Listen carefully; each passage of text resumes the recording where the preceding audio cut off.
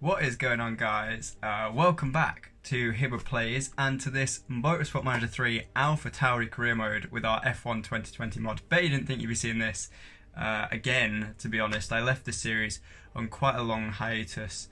Obviously, a lot of stuff in the world has changed. It's been going a bit crazy. A lot of stuff in F1 has changed, so that's why I kind of left this series so long. But yeah, back here, Hibbert Plays now, not Hibbert Motorsport as it was before I started this save. I know I've stuck to Motorsport stuff exclusively so far, but I wanted to broaden it out, so in the future I'll be playing different games. But we're back here with the series that started it all. Like I said, F1 in real life has had a facelift, the channel's had a facelift, and here we got new liveries. You just saw the new Williams livery that I put in and I dropped Rocket from the name.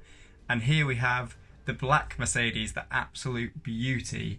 I couldn't give them black overalls though, because that kind of teal, whatever colour it is, had to be the main colour, and that determines their overall colour. So yeah, couldn't give them black overalls, but still looks really cool. Here is the championship as we left it off. So you remember way back when we did the last part, I think it was in like March, part 5, we scored our first points of the season at that race. So I think that was Canada. And today we have the British Grand Prix. So this should be going out right in between the two British Grand Prix this year. So what better time to do it? That was the constructor standings. Here we have the driver's standings. Charles Leclerc actually leads the championship at this point with 3 race wins. The only 2 other drivers to win a race are Alex Albon and Lewis Hamilton. So Hamilton, though, still very close to Leclerc. Verstappen, Bottas and Albon all tied on 59 points, weirdly, with Vettel right behind. And if you remember, the Haas's have been really overperforming. We find ourselves here, Carlos Sainz Jr. and Pierre Gasly. Obviously, we traded Sainz Jr. with McLaren with Daniel Kvyat, and that move's really worked out for him. He's on 16 points right now, in 9th place in the standings ahead of Lando Norris. So as we move on, we've got a dilemma here, and we're having problems with Carlos Sainz once again. So if you cast your mind back, as soon as we signed him, he actually got kidnapped. We had to spend a load of money sorting that out, and we're going to have to spend more money now because I don't want to give him that unhappy trait because he'll lose 1 on all of his stats. So it's, even though we're a bit financially right now, it's better to take the hit. But we move on here. We should finally be getting to the race. So we're obviously going to go for Gustavo Cruz's here, 13th or above. I don't think we'll be coming 4th or 2nd in this race. I think if we score points again, I'll be happy. So far, we've got 1 point on the board, which, you know, does set us above Williams and Alfa Romeo, I think, who are the 2 teams yet to score any points. But yeah, we'll see what happens here. We're going to go down to qualifying. I speed this up, actually. I kind of realised that, I mean, yeah, I can talk through, you know, me putting the cards on the drivers and doing the setup, but realistically it's not the most thrilling thing ever, so it's a lot easier to just fast pace through it like this. That way, you know, we just get to the race quicker, we get to the good stuff. You can see here currently 12th and 14th, now 11th and 12th. As we move up, we do get purple on both drivers, so 100% a second off thanks to the setup cards. We come on to the last minute here, they're on the laps. Gasly goes 11th and Sainz goes 7th place, just behind both the Red Bulls. So an incredible qualifying from Sainz, ahead of both the Haas. Yeah, I will take that. That is a very strong qualifying for my home race, and we might be able to get some points on the board. Yep, that sounds like British fans. So here we go, down to the grid. Vettel on pole, 6th in the championship. Hamilton 2nd on the grid for his home Grand Prix, followed by Bottas. Charles Leclerc, championship leader, sits back in 4th here, followed by the 2 Red Bulls. Verstappen 5th ahead of Albon. And Verstappen's had quite a poor season so far in this career mode, so he'll be looking to turn it around. Albon's really excelled, a bit like opposite of real life. Then Sainz, Magnussen and Grosjean, and Daniel Kvyat starts 10th. In the McLaren, so I think that might be the first time we've really won up Daniel since we did that driver transfer. Really seems to have paid off for the first time. Gasly and Norris, the 2 teammates of McLaren and us behind there. Then Ricciardo and Perez. Yeah, this series obviously started before the real life series. So if you're only just watching this now, I would say maybe go back and watch the other episodes and you'll see how this all played out. But it's very much kind of based off last season's performance. I mean, maybe with the exception of Haas. The Alfa Romeo and the Williams at the back seems about right, but Haas, yeah, really overperforming in this save so far. And Renault, and especially Racing Point, definitely underperforming in this save. But we'll see how it goes. We are setting up the car here then. I cannot remember for the life of me what strategy we did. I think we're going to try one stop on the super soft tyres with Gasly, and then do the same thing with Sainz, I guess. Oh, we have the 12% slower wear on super soft. So we go into 5 red lights here for the race. Here we are, guys. And they're away into turn 1. Vettel still has the lead. Leclerc has moved up. Now Hamilton has the lead. We are still sat, well, I was going to say 7th and 11th. Sainz is in a fierce battle here with, I think that's Albon and Ricciardo. Ricciardo having a fantastic start. All the way up to 7th now. Leclerc down to 6th.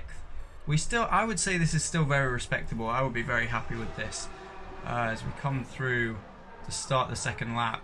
So just so you're watching that, I just kind of want to clarify that every episode so far, again, if you're only just watching this as the first one, I would highly recommend going back and watching the other ones just so you have the context for this series and you kind of know what it's about and you know where we're at in the championship, because that will fill you in a lot better than trying to pick up here and wondering why AlphaTauri have got Sainz and McLaren have got Kvyat and Leclerc's leading the championship when it's a 2020 mod and Ferrari are doggers. I would recommend going back and watching, but in every episode so far I've done live commentary. This is the first one where it's similar to every other series I'm running at the moment, so the F1 My Team and the Grid Career Mode, where it's post-com. So I've pre-recorded so far episode 6, which is this one, 7 and 8, and then I'm doing the post-commentary on them afterwards. So hopefully the things that I can talk about in these episodes will be relevant to what's going on in real life at the moment, and it won't just be like random. But at the same time, the episodes are pre-recorded and edited. So I am just commentating over a pre-edited episode right now. The reason for that is it's just easier. It's just easier for me to do at the moment. I've been quite busy recently. Obviously this series and the channel as a whole had a big long break where I was doing quite a lot of music work and quite a lot of assessments at uni. So yeah, I'm just picking it up back now, and the easiest way for me to get back into it is to kind of just pre-record the gameplay at my leisure and enjoy the gameplay, and then afterwards I can mess around with the editing and the commentary and whatever else. I do want to get back to doing live com because I quite enjoy it, and I think there's a few series I have in mind in future as well as this series that are going to be live com. I don't think the Grid one or F1 will ever be live com. I think they'll always be post com, just because I feel like that makes a bit more sense. But this one worked quite well as live com, and I do have some other series ideas that are going to be live com. You can see here, just coming back to it, Kvyat leads the race at the moment. Obviously we've done that alternate strategy with the, I guess, medium compound of tyre in this race. No tyre stipulation on this game either, so if you want to, which it looks like I am going to do here, you can just run the same tyre twice. That is totally fine. You don't have to run different tyres. So that is the strategy we're doing, that alternate medium to medium. Whereas you can see, for example, well, Bottas has obviously pitted and has gone on to another set of super softs. So we bring Gasly in. Oh, everyone else pitted. If you've been hearing me, I would assume you've been watching. Everyone else pitted. We ended up in a tussle at the front with the McLarens and Renaults. So the two Renault-powered cars. And we are going to bring in Carlos Sainz Jr. now. I think here I sat down and thought, can I stretch the Ultra Softs to the end? And I think I just decided, no, I can't. But are we going to pit him? Because we haven't confirmed the pit stop. Oh, I know what I did. Here we go. Yeah. So we do take the race lead, although Bottas is definitely going to get us here. Gasly's dropped all the way to 19th, which is not ideal. But he's still right there with Ocon and Kvyat, so I think that's just the way he's come out in that pit stop battle. I don't think our pit strategy is that slow, but I did think it might be a little bit slow here. So I ran Sainz on the slower, conserving tyres, so that I could pit him for the last 5 laps onto those ultra softs, the softest compound, and hopefully inject some pace in him towards the end. We can see he comes out here literally just in front of Gasly, so our drivers completely neck and neck, still ahead of Ocon here, although it looks like Ocon is going to take Pierre Gasly, who is on those slower tyres. Ocon has done the same thing as we've done with Sainz, and there as he comes around the middle sector, Pierre Gasly, I completely forgot he did that, just bins it off, and we find ourselves down to 1 driver for the rest of this race trying to get us our sponsor objective. And Sainz actually here is, this is not where we wanted to be after the qualifying session we had. We had a very good qualifying, but I think we've done it a couple of times before where we have very strong qualifying pace and then it just drops off in the race. Like, we don't have the capabilities, fuel and tyre wear wise, to hold it together. There are some more pit stops here. Ricciardo a long way back after that fantastic start, so maybe he just burnt out his tyres too soon. But Sainz does find himself in 11th here, right behind Lance Stroll, and we do have a shot, an outside shot I would say at points, but also I would say I'm quite confident that we are going to meet our sponsor target. I think if we don't, I'll be disappointed. We've got 2 laps to go here. All we really have to do is keep that car on the track, and in fact we're challenging Stroll, and now he does have a problem. Lance Stroll is retired, so is Lando Norris, so that puts us up into 10th, which is points positions here, but we do have Ocon right around us. We put the fuel mix up, tell Sainz to basically just go for it, because in front of him as well, Kevin Magnussen's tyres are completely on the rocks. In fact, everyone in front of us has got less than 10% 10% less tyre capability than us. We're going to tell him to use the ERS here to try and get through. We actually ran out before the end of the lap, but it might just be enough. So Carlos Sainz comes round here with much fresher tyres. Rich Mix, 9th place. Carlos Sainz has scored some fantastic points for us here. That's his first points in an AlphaTauri as well. His first points back at the team, because if you remember, Gasly scored points for us last race. So 2 races in a row here. AlphaTauri points finishes. That's more points on the board. You can see the race results here. So it was actually the Ferraris. Vettel, who started on pole, only managed to come 6th in the end, with Leclerc, the championship leader, coming 2nd, and Valtteri Bottas coming home in 1st. So yeah, and Albon outperforming Verstappen again, despite Verstappen finishing above him. So I don't know how this championship is going to go down, to be quite honest. Daniel Kvyat, a great result in 7th again. He has really settled in at McLaren here. He is quite at home. Carlos Sainz in 9th.